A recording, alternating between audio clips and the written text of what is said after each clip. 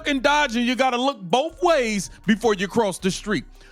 Everybody's taking shots at us, Caitlin Clark fans, the Chicago Sky vloggers, the content creators, the Angel Reese content creators are firing at us non-stop. We got to keep our head on a swivel, y'all. We got to keep our head on a swivel. Stephanie White's a bum and needs to be fired. That's what's going on. Did y'all see the interviews today? Sophie Cunningham just exposed Stephanie White. Flat out exposed her. The biggest bombshell of the WNBA season didn't come from a trade or a game-winning shot. It came from the mouth of a rival player who just blew the lid off the chaos in Indiana. Sophie Cunningham just went on the record and publicly confirmed what everyone has been whispering. Caitlin Clark is being systematically sabotaged by her own coach, Stephanie White. This wasn't just a casual comment. It was a calculated indictment that has rocked the entire league, breaking the unwritten rule of never airing another team's dirty laundry. The question is no longer if the Indiana Fever have a problem, but why a rival player felt the need to expose it and what it means for the future of the league's biggest star. Stephanie White, in her post-game interview, confirms the team looks the best when the ball is in Caitlin's hands, when she is the main decision maker, and everything revolves around her. Yet for some strange reason, in the Valkyries game yesterday, after witnessing that in real time, Stephanie White decides to change things up, slow the things down, take Caitlin out the game, and she complains that the team suddenly loses focus. The entire world understands a fundamental truth about the 2024 WNBA season. Caitlin Clark is the system. She is not just another rookie, not just a talented player. She is the gravitational force pulling in sold-out crowds, record-breaking television ratings, and a level of mainstream hype the league has never experienced. She is an economic stimulus package in a basketball jersey. You could put 4 traffic cones and Fever uniforms on the court with her, and the arena would still be buzzing with electricity. Fans aren't buying expensive tickets to watch complicated backdoor cuts or screen assists. They are buying tickets for the Caitlin Clark experience. They are there for the logo threes, the no-look passes, and the sheer force of will that captivated the nation, period. Sophie Cunningham went on the record to basically say what I've been saying and everyone else. Give the damn ball to Caitlin. Whatever offense we running right now, it is not working. You have to give the ball to Caitlin and let Caitlin do what Caitlin has to do. Now, we done seen this formation time and time again. Now, I know some people might want to say Caitlin Clark was off the ball somewhat at Iowa. She was a little bit in years past. The most baffling, most maddening part of this entire saga is that her own coach, Stephanie White, has admitted this out loud. In her post-game interview, she's confirmed the undeniable reality. The team looks its absolute best when the ball is in Clark's hands, when she is the primary decision maker, and when the entire offense revolves around her singular game-breaking talent. Yet in a bizarre and inexplicable twist of logic, White repeatedly chooses to do the exact opposite in crucial moments. She benches Clark for extended periods, takes the ball out of her hands to run stagnant, predictable plays, and intentionally grinds the game's pace to a halt. Then, after the inevitable loss, she stands before the media and complains that the team suddenly lost its focus and energy. It's a paradox that defies all reason. It's like a pilot acknowledging the engines are the key to flying, then deciding to turn them off mid-air. This isn't just a strategic disagreement, it's a baffling disconnect that borders on strategic self-sabotage. It's a rough time being an Indiana Fever fan right now. Things is getting real crucial. It's real serious. We're almost 20 games into the season and we are below 500. This is embarrassing. I would have, at the beginning of the season, I would have bet you my last breath. I would have bet my life, my house, everything that there was a 0% chance that we would be under 500 19 games into the season. This is crazy. What is happening in Indiana is more than just questionable coaching. It's the systematic dismantling of a generational talent playing out in real time. The Indiana Fever were handed the keys to a brand new Ferrari, a machine built for speed, power, and breathtaking performance. Instead of taking it to the racetrack to see what it could do, they're using it for a slow, clunky grocery run, stuck in first gear and afraid to touch the accelerator. Caitlin Clark's phenomenal offensive creativity, her ability to see plays before they happen, is being squandered like free Wi-Fi in the middle of a forest. It's there, it's powerful, but it's being completely ignored. To watch a 19-point loss, Caitlin Clark's return, in which, since this is a lady we're talking about, it looks like Stephanie White has spaded Caitlin Clark, for lack of a better way of putting it. If it was a dude, I'd say neutered, but, you get my point. She has taken away Caitlin Clark's greatest asset, which is the creator and instigator of offense. You simply don't draft a player who single-handedly changed the financial and cultural landscape of women's basketball just to have her stand in the corner like she's being punished for inventing the three-point shot. She is being actively reduced from a master architect of offense to a simple role player, a cog in a machine that was already broken before she arrived. Her greatest assets, the ability to create scoring opportunities out of thin air and instigate fast breaks, are being actively suppressed. The offensive sets look less like a professional strategy and more like confused yoga poses or improvised street performance art. It's a move so bizarre, so counterintuitive that it feels almost intentional. It's as if the coaching staff is trying to prove a point that their old, outdated system is more important than the revolutionary talent they were gifted.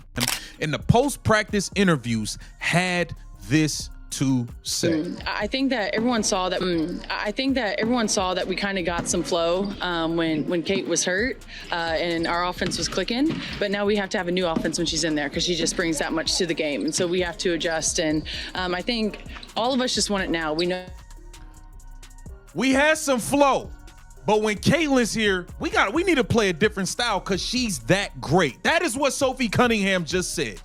Into this glorious chaos walks Sophie Cunningham, a woman who is part basketball player, part human microphone, and a full-time dispenser of unfiltered, undiluted truth. Cunningham doesn't possess a mute button, and the entire league is better for it. While other players are trained to offer generic, pre-approved platitudes to the media, Sophie serves up a fireworks show, followed by a TED Talk on what's actually happening. When she was asked about the Fever's struggles, she didn't hold back for a second. She stated plainly and clearly that when a player like Caitlin Clark is on the court, the team needs an entirely new offense because of the sheer magnitude of what she brings to the game. Years pass, but when Caitlin Clark has become the Caitlin Clark we loved and we've grown to see, Caitlin Clark has the ball in her damn hands, bro. Caitlin Clark has the ball in her hands, and she said verbatim herself that they run a read and react offense. You know what that is? The ball's in Caitlin's hands. Now, there has been a large speculation that Caitlin Clark pretty much wants to go to New York and play with Sandy Barnadello and the gang. This wasn't just a casual observation or a friendly suggestion. This was a public execution of Stephanie White's entire coaching strategy. It was the moment someone from inside the league finally said out loud what millions of fans with a basic basketball IQ have been screaming at their television screens for months. The current system is not working, and it is catastrophically failing its most important player. Sophie's words were a verdict. They gave instant credibility to the growing fan outrage, transforming it from mere speculation into a widely acknowledged fact. A rival player had just confirmed everyone's worst fears, and in doing so, she torched the flimsy excuses coming from the Fever's sideline. Birds, I don't care about the rest of what she has to say. It's gonna sound good, I'm sure. It's gonna be her refusing to take accountability, I'm sure. It's going to be her putting the onus on the players, I'm sure. Not owning up to her, I'm sure. But what she said right there, other than 2 5-minute spurts, the team lost focus, didn't pay attention to detail, so on and so forth. That is her not realizing that she's accountable for what transpired. The problem in Indiana runs much deeper than just clunky, inefficient offensive sets. Sophie Cunningham also gave a name to the invisible disease plaguing the Fever's locker room when she described the players as being on their own islands. This wasn't just a clever phrase, it was a full-blown diagnosis of a team suffering from a catastrophic leadership failure. The WNBA has suddenly turned into a twisted season of Survivor, Indiana Fever edition, where trust is a myth, chemistry is a forgotten piece of folklore, and every player is too busy paddling their own canoe solo to notice that the entire boat is taking on water and sinking. I've never thought that I would be saying this late last year in November when the Indiana Fever hired Stephanie White. I never thought I'd be saying this right now, only 19 games into the 2025 season, that it's time for Stephanie White to go. The Indiana Fever needs to fire Stephanie White. This is not going to work. What we're seeing is not going to work. It's just not going to work. A team this disjointed, this fragmented, is a direct reflection of its leadership, or in this case, a complete lack of it. A team doesn't just fall apart by accident, it's allowed to. The on-court product is a mess of missed assignments, hesitant shots, and zero offensive flow. There is no cohesion, no shared purpose, and absolutely no sense of unity. They look less like a professional basketball team and more like a mandatory group project where no one has bothered to open the shared Google Doc. And while the team continues to drift further and further apart, the coaching staff seems content to just keep shuffling the deck chairs on this sinking ship, hoping that a new combination of players will magically solve a problem that is rooted in a broken philosophy. This is organizational rot, and it starts at the very top. So I like how she looks, but man, it's tough. It's tough to get that growing to 100%. But I like the mindset, thinking about her long term, right? Long term, and that's what matters the most. I know we are trying to push the Indiana Fever to win a championship right now this year. I know a lot of fans would love to see it, but at the end of the day, man, if Caitlin Clark has to sit out for the rest of the year, would y'all be able to accept that? Would that be something you can live with? You know what I'm saying? Not saying she has to or anything like that. I'm just saying if that came about. As the embarrassing losses continue to pile up and the team plays well below 500 nearly 20 games into the season, Coach Stephanie White appears to be digging in her heels even further. Instead of taking any shred of accountability for the disjointed offense, the lack of chemistry, and the squandering of talent, she has repeatedly and publicly put the onus back on her players. Her post-game press conferences have become masterclasses in deflection. She talks about the team losing focus, failing to pay attention to detail, or lacking mental toughness, all classic maneuvers of a leader shifting blame to avoid scrutiny. So today, lads, obviously there's gonna be a lot of videos about Stephanie White because we need to be honest here. Stephanie White's not gonna change. Stephanie White is not gonna change. Stephanie White is not going to stop until her style of drag everyone down to their level basketball prevails. She's not going to change. And I do not think that we're going to see very much of Stephanie White, or very much of the Fever playing good basketball under Stephanie White. But the fans, the media, and now even other players aren't buying it. The collective frustration has reached a boiling point, with calls for her to be fired growing louder and more insistent after every predictable loss. This isn't a young developmental team finding its footing. This is a roster with a generational, paradigm-shifting superstar being actively driven into the ground by a coach who seems either unwilling or unable to adapt her outdated methods. Her refusal to take ownership has not only stalled the team's progress, but has also created a toxic environment where players are publicly blamed for the failures of a broken system they have been forced into. The disconnect between her excuses and the on-court reality is staggering, and it only fuels the narrative that she is the central problem. Late last year in November when the Indiana Fever hired Stephanie White, I never thought I'd be saying this right now, only 19 games into the 2025 season, that it's time for Stephanie White to go. The Indiana Fever needs to fire Stephanie White. This is not going to work. What we're seeing is not going to work. It's just not going to work. Stephanie White yesterday reduced Caitlin Clark to a role player. She turned a star into a role player like we've never seen before. While Tyler Marsh is trying to turn Angel Reese into a star, Stephanie White is trying to turn Caitlin Clark into a role player. Let that sink in. We're going to talk about that right now. Welcome back, everyone, to another edition of Rudy's Rant, Her Game, Her Way Women's Basketball. We talk facts over feelings. I'm your With all this chaos, dysfunction, and public finger-pointing swirling around the franchise, it's no surprise that the rumor mill has started churning. A massive speculation is now making the rounds, one that could shatter the fragile hopes of the Indiana fan base, that Caitlin Clark may already have an escape plan in mind. The rumored destination, a move to New York to play for Sandy Brondello and the Liberty. While it remains a rumor for now, it's a rumor that makes a terrifying amount of sense. It's the logical next step in this disastrous saga. Where there's this much smoke, there's almost certainly a fire.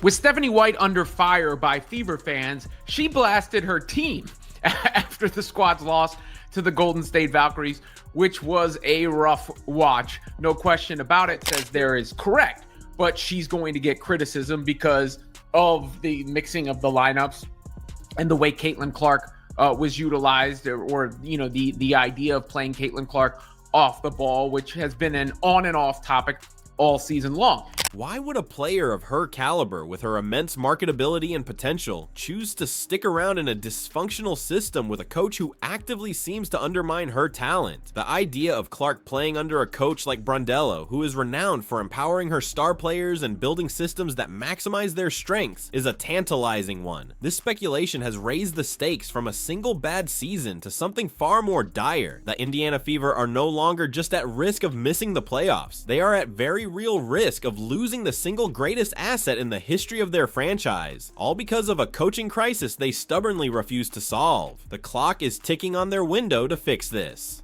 Whenever a team is failing this spectacularly, you will always hear the same tired and empty excuse from the sidelines. It's a process. The leadership will talk about a long-term plan and beg for patience, framing the current disaster as a necessary step toward a brighter future. But what is happening in Indiana isn't a process, it's a charade. This isn't a strategic long-term development plan. It's malpractice masquerading as a philosophy, a convenient shield to hide behind while deflecting from staggering incompetence. True development doesn't involve systematically breaking down a player's greatest strengths. You don't teach a virtuoso pianist to play with one hand to develop their other skills. You don't tell a world-class sprinter to run with weights on their ankles to build character. Yet, that is precisely what Stephanie White is doing to Caitlin Clark. The idea that turning an offensive supernova into a passive, off-ball role player is part of some grand developmental arc is not just flawed, it's insulting. Development for what, exactly? A future where she's a less effective, less confident, and less impactful version of herself. The goal should be to build a system around her generational talent, to enhance her abilities and surround her with pieces that complement her. Instead, the Fever are trying to re-engineer their star to fit a system that was obsolete before she even arrived. This isn't a process, it's a desperate, ego-driven attempt to prove that the coach's outdated vision is more important than the transcendent player standing right in front of her. Perhaps the most damning indictment of this so-called process isn't what's happening in Indiana, but what's happening just a few hours away in Chicago. While Stephanie White is actively trying to turn a certified superstar into a role player, the Chicago Sky's coaching staff is doing the exact opposite with their own high-profile rookie, Angel Reese. This creates a tale of two cities, two rookies, and two completely polar opposite coaching philosophies. In Chicago, they have embraced Angel Reese's identity entirely. They've built their team's culture around her ferocity, her rebounding prowess, and her undeniable leadership. They are amplifying her strengths, not trying to sand down her edges. They put her in a position to succeed and have empowered her to be the heart and soul of their team. Now, contrast that with the situation in Indiana. One coach sees a franchise cornerstone and immediately begins building a foundation around her. The other coach sees a franchise cornerstone and tries to jam her into a pre-existing, crumbling structure that clearly cannot support her. While the Sky are building a star, the Fever are conducting a bizarre, reckless experiment on one. The success in Chicago proves that empowering a unique talent is not some impossible puzzle to solve. It proves that this isn't just a difficult situation in Indiana, it's a chosen path of failure. This stark contrast makes the malpractice in Indiana all the more glaring and all the more unforgivable. It shows that there is a better way, a way that the Fever's leadership is willfully and stubbornly ignoring. What we are witnessing is not just a team having a bad year, it is a system on the brink of a total, spectacular collapse. We have a revolutionary talent being fundamentally and inexplicably mismanaged. We have a coach who appears completely in over her head, resorting to blame and deflection instead of strategy and leadership. We have a rival player who has had enough of the absurdity to break an unwritten rule and speak out publicly. And now we have the looming, terrifying threat of a franchise superstar looking for the nearest exit. The situation in Indiana has become a glaring cautionary tale for the entire world of professional sports. A stunning, slow-motion example of how coaching ego and a stubborn refusal to adapt can sabotage a golden, once-in-a-lifetime opportunity. The question is no longer if something will break, but when. Can the Fever's front office intervene and fix this catastrophic mess before it's too late? Or are we watching the Caitlin Clark era in Indiana die before it ever even had a chance to truly live, destined to be remembered as the team that fumbled the future?